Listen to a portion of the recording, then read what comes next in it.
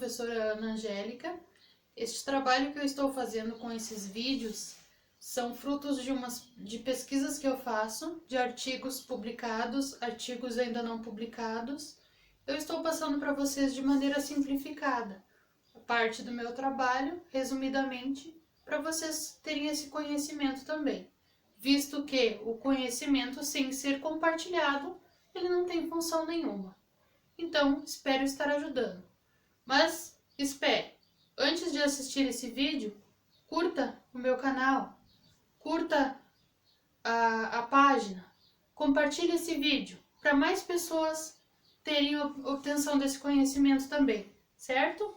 Beleza, então. Hoje a gente vai falar sobre os fatores psicossociais e emocionais da aprendizagem.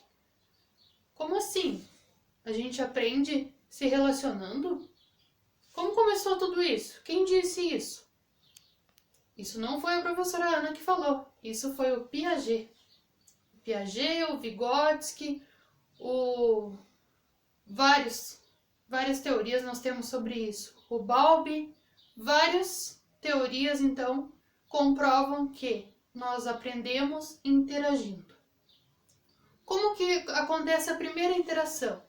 São com os vínculos familiares, especificamente o vínculo com a mãe. Depois desse primeiro vínculo, que está equilibrado, está tranquilo, o bebê está ali mamando, tranquilo, seguro. Depois desse vínculo vai ter um desequilíbrio. O bebê vai levar um susto. Vai perceber, opa, a minha mãe é uma pessoa e eu sou outra pessoa. A minha mãe está me tirando do peito, eu já não mamo mais como antes e eu me reconheço como outra pessoa. Então já começo a me reconhecer como um ser social. Desse desequilíbrio vai provocar emoções. O que são essas emoções? Inicialmente vai provocar a insegurança, vai provocar o medo. Após isso, o bebê vai estabilizar, vai começar a manter um equilíbrio. Mas para isso ele precisa do quê? Ele precisa da aprendizagem. Ele precisa se sentir individual e, ao mesmo tempo, aprender a conviver com outras pessoas, que vai aumentar esse círculo social, vão aumentar também as emoções e ele vai conseguir interagir e vai conseguir responder e perguntar ao mesmo tempo, interagindo com outras pessoas. Então, o que acontece? Fiz um desenho aqui para vocês terem uma ideia de como o Piaget fala da aprendizagem. Tudo começa com a aquisição. Qualquer coisa que a gente for aprender, a gente precisa ter a aquisição. Hoje eu vou aprender a tocar violão. Então a aquisição já é esse meu pensamento. Eu tenho uma necessidade, então eu preciso aprender a tocar violão. Essa aquisição eu comparo. Esse processo todo aqui eu comparo com um filtro. Por quê? Vocês já vão ver por quê. Vai começar na aquisição, na assimilação. Aqui na assimilação eu vou começar a entender os acordes do violão, os ritmos, o que eu preciso, quais são as minhas necessidades dentro daquele contexto ali de aprendizagem. Após a assimilação, eu vou passar por um período de esquecimento. Esse esquecimento aqui vai ser o filtro. Ele vai definir muito da minha aprendizagem. Por quê? Vai passar um tempo, uns dias, e eu vou pensar assim, eu não gostei de aprender violão, por exemplo. Ou eu gostei muito de aprender violão. Vai depender das minhas emoções em relação ao que eu aprendi. Então, o que as minhas emoções definiram naquele momento, naqueles dias em que eu tive aula, vai definir o meu esquecimento ou não. Eu esqueci o acorde de Fá. O que faltou? Faltou talvez uma motivação minha, ou pode ter faltado também uma emoção. Por exemplo, esqueci a fórmula de Bhaskara. Ela não me proporcionou nenhum tipo de emoção.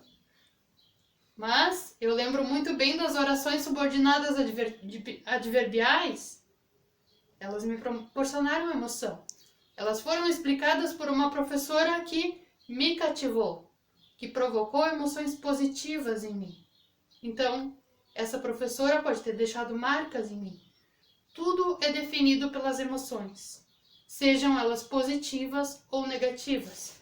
Claro que as emoções positivas motivarão-nos a continuar estudando, sempre. Então, depois que passa pelo esquecimento, o que ficar aqui vai ser aprendizagem consolidada, a consolidação. Que eu vou poder dizer, agora eu estou compreendendo Bhaskara, agora eu estou aprendendo a tocar violão. Então eu já tenho uma base desse conhecimento, que vai ser também uma acomodação. Mas será que na acomodação eu já posso dizer que eu sei tocar violão, que eu sei a fórmula de Bhaskara? Não, ainda não. Eu preciso passar pela fase da motivação, do estudo, e esse estudo, claro que vai precisar da intervenção do professor, a intervenção do mediador, uma mediação de aprendizagem humanizada que me motive, que me ajude nas minhas dúvidas e necessidades personalizadas, que vai se transformar em evocação. Essa evocação aqui, eu desenhei um filtro para simbolizar a água saindo. Então, essa água que vai sair vai ser a evocação, vai ser a possibilidade de você dizer que compreendeu determinado conteúdo. Então, onde que eu quero chegar? Que para passar por todo esse processo, o aluno vai precisar de um professor. A intervenção do professor é fundamental. Ou seja, qual o papel do professor nesse momento? Ele vai estimular o aluno a pensar, ou seja, ele vai provocar, já na educação infantil, ensino fundamental, ensino médio, o papel dele ali vai ser provocar. Depois, ele vai poder ensinar o aluno a pensar. O que pensar? Vai determinar as metas, os objetivos pessoais, formas positivas de pensar, para só então depois ele estimular o aluno à base do conteúdo, à base do pensamento mesmo, o pensamento acadêmico. Então esse pensamento acadêmico vem depois do autoconhecimento, depois da parte em que o aluno se sente seguro, individualizado. Lembram daquele início lá do vínculo com a mãe? Às vezes, ainda na adolescência, nós temos alunos que ainda têm aquele apego inicial lá. Isso reflete em dificuldades, isso reflete em carência. Então, a intervenção do professor é fundamental nesse processo. Conte comigo para mais orientações, para mais vídeos. A aprendizagem humanizada é o meu foco e eu faço uma mediação para os seus conhecimentos. Ajudo também em aulas particulares, aulas para concurso. Se inscreva no meu canal e receba mais dicas. Um abraço!